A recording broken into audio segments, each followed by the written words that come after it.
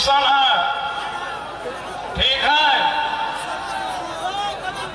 बेटी छवा के लिए बहुत बढ़िया बना रहा, उग्रम लागत बनाएगा छड़वन टीवी के ऊपर में लगे हो चल रहा है।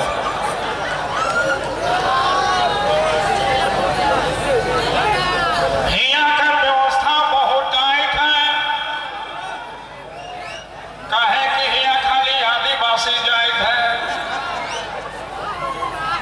हिया कर व्यवस्था बहुत टाइट है, काहे कि हिया किस्म किस्म कर जाइत है और जरूरत से ज्यादा वॉलंटियर है, कहीं लाल है कहीं पियर है, काम करे से ज्यादा ध्यान देवत है कि कने हमार डियर है।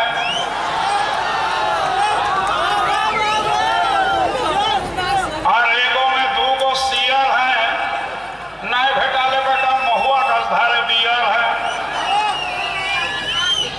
बेटी छवा मन बैठल है पाइत में, ज्यादा किचन न करवानी तो स्वागत हो नाइट में। अरे कोई बोहनी तो कह रही 200 रुपया रखो, दिन के भी प्रोग्राम है वहां भी बाजार खराब। हसीनों का जिंदगी है बिस्कुट और केक पर, और डम्फर ड्राइवर का जिंदगी है क्लच और ब्रेक पर।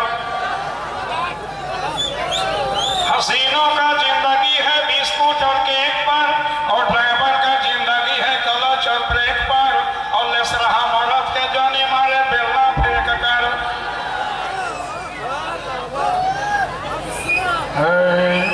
अच्छा ठीक है, बातें